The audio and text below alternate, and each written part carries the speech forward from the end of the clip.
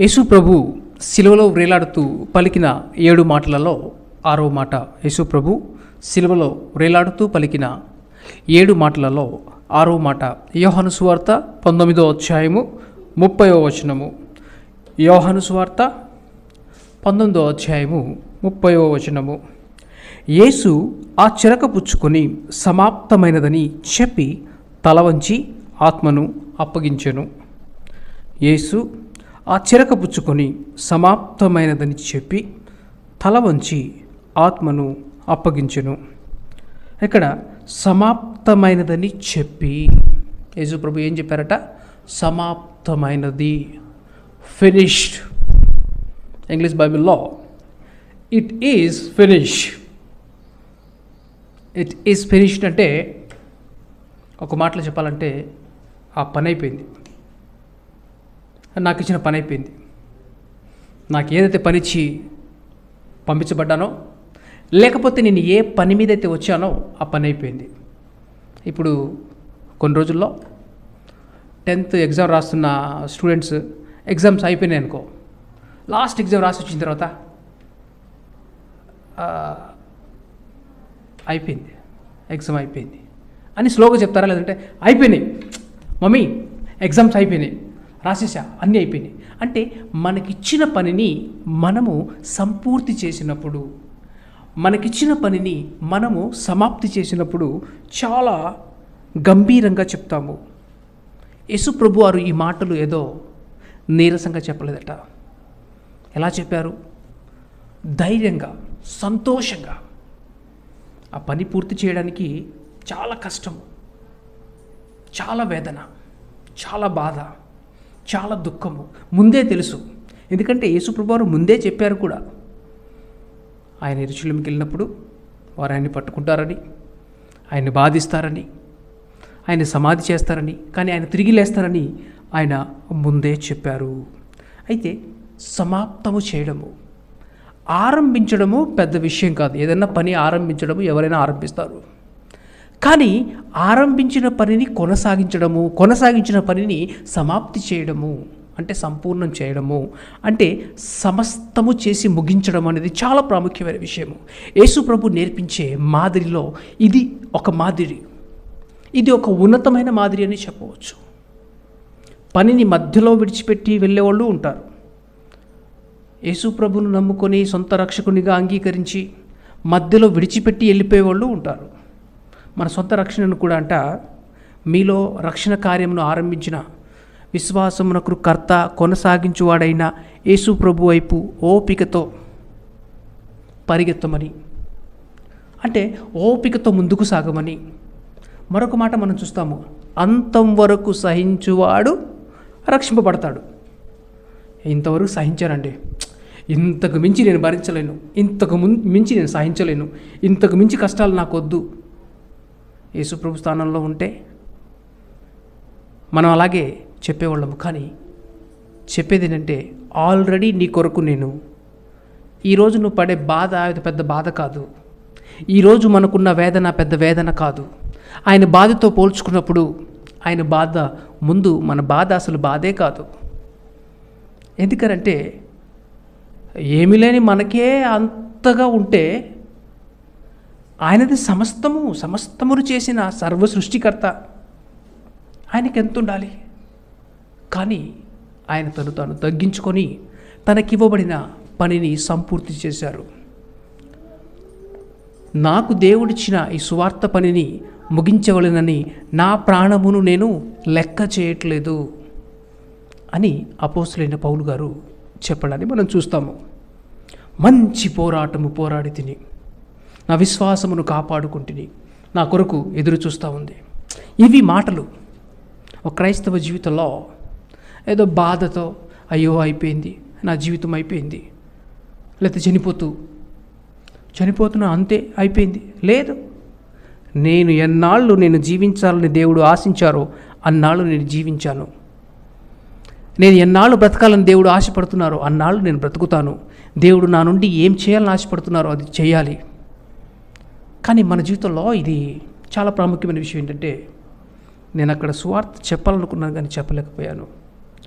పలానా వారికి దేవుని గురించి చెప్పాలనుకున్నాను కానీ చెప్పలేకపోయాను అంటే ఏదో ఒక పని మిగిలిపోవడం అనేది మన జీవితంలో ఉండకూడదు. సమాప్తి చేయాలి, ఫినిష్ చేయాలి. దేవుడు మన నుండి ఆశించేది అదే. యేసు ప్రభు ఏదైతే చేయాలనుకుంటున్నారో అది చేశారు, అది ముగించారు. మన జీవితంలో కూడా మనకు ఒక గోల్ ఉండాలి, మనకు ఒక గమ్యం ఉండాలి. ఏ గోల్ లేని వారముగా, గమ్యం లేని వారిగా మనం ఉండకూడదు. రక్షింపబడిన యేసు ప్రభువును విశ్వసించిన ప్రతి ఒక్కరికి ఆయన ఒక గోల్ ఇస్తారు. అది ఏ పనైనా అవ్వచ్చు. ప్రభు నిమిత్తం చేయాలట, ఏ పనైనా సరే ఆ పనిలో ప్రభు కొరకు చేసినట్టుగా చేయాలట. ఆయన నామ మహిమ కొరకు చేయాలట. సో ఒక భక్తుడు ఏమని చెప్తారంటే, ఇట్ ఈస్ ఫినిష్. దయ్యం అనుకుంది యేసు ప్రభు ఫినిష్ అయిపోయారని, కానీ యేసు ప్రభు చెప్పారు ఇట్ ఈస్ ఫినిష్ అంటే అది అంతమైపోయింది, దాని పని అయిపోయింది.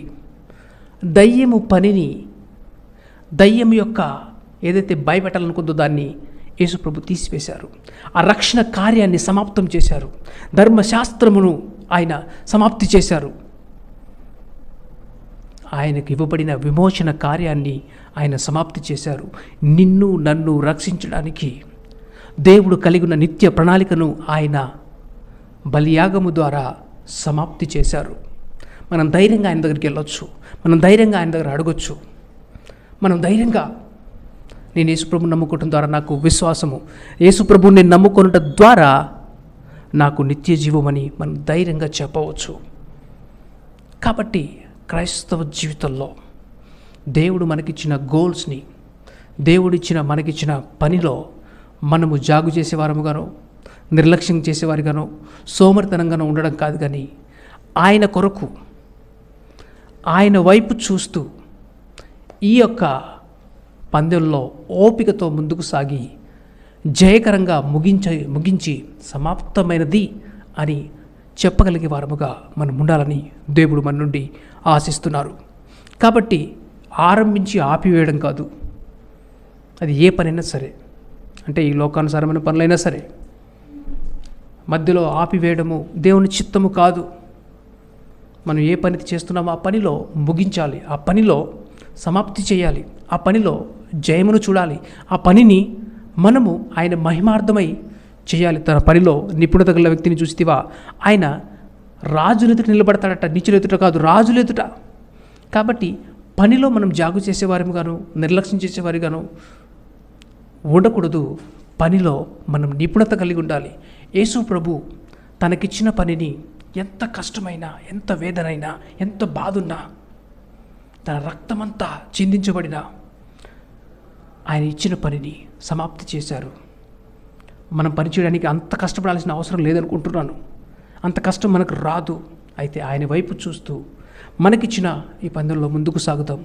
దేవుడు ఆయన సన్నిధిని, ఆయన ప్రసన్నతను, ఆయన కృపను, ఆయన శక్తిని, ఆయన బలమును, మన పనిని మనం సమాప్తి చేయడానికి సహాయం చేయను కాక ప్రార్థన చేసుకుందాం. ప్రార్థన చేద్దాం. తండ్రి, నీకు వందనములు, వందనములు, వందనములు. ఎంత గొప్ప మాదిరి ప్రభువా. మొదట్లో నీ చిత్తమైతే ఈ గిన్నె నా నుండి తీసివేయమని ప్రార్థన చేశావు, కానీ ప్రేమతో స్వీకరించి ఈ సర్వలోక పాప ఆ గిన్నెను, ఈ సర్వలోకం యొక్క శాపమును, మా యొక్క ప్రతి దీన్ని మీరు సహించడానికి, భరించడానికి, మోయడానికి ఇష్టపడి